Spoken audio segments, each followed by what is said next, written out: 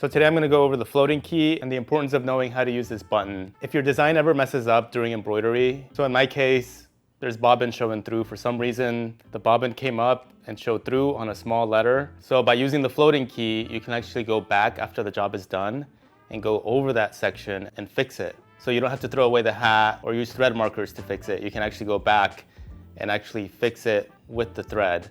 So let's get to it. Now, one small disclaimer, this will only work if you haven't unhooped your garment or unhooped your hat.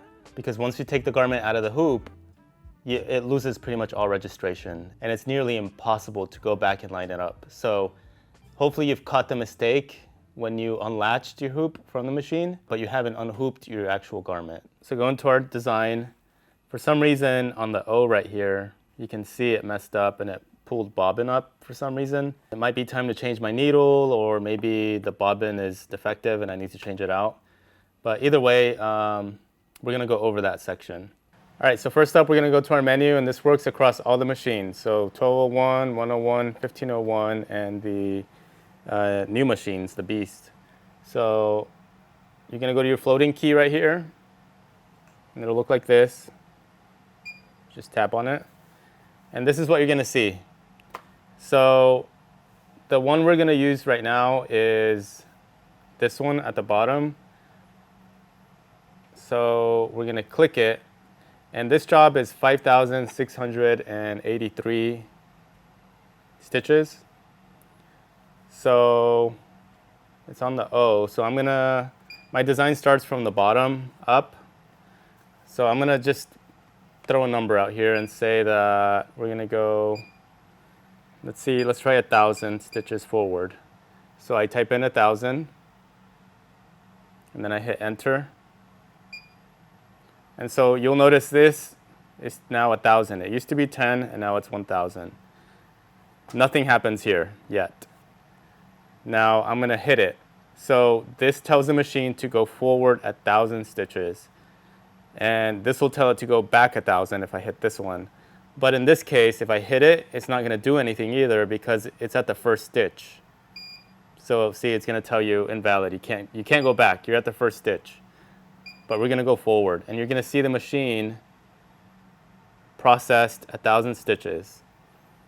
And our hat shifted when I hit 1,000 stitches. So I can go back 1,000, and our hat moved, and now I'm gonna go forward 1,000.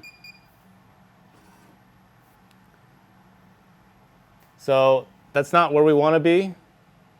We wanna be on the O. So I'm gonna go back to the menu, and I'm gonna hit, let's try 300 now. So that number changed from 1,000 to 300, and I'm gonna go forward.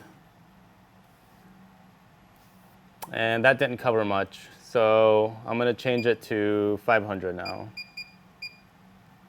And as you can tell, this is just playing with the amount of stitches, because I'm not really sure where it stopped right here. I'm not sure what stitch count this is. So I'm just putting in numbers and going forward or forward, so I can stop right where I need it to, which is on the bottom of that O. So we're going forward 500, and we're getting close now. So it's on the O. So I'm gonna change this because I don't wanna go 500 forward. It's gonna be too much. So I'm gonna type in, let's go with 150. All right, and we actually went past. So instead of typing in a new number down here, I'm gonna go back to the menu. And if you hit stop and hold stop, the machine will slowly go back. So I'm just gonna do a test here, but you're gonna notice it's going backwards. And I'm just holding it, and I let it go. And it stops. So we went a little bit too backwards. So I'm gonna go back to the floating key, and I'm gonna hit, let's go with 25 this time. All right, and I like where that stopped. So I can actually go back to the menu, the main menu, and I'm gonna hit start this time.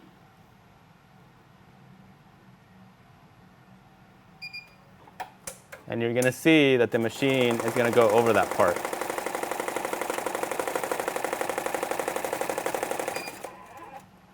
All right, and I hit stop, manually hit stop, because I don't need it to keep going. It already fixed what I needed it to fix.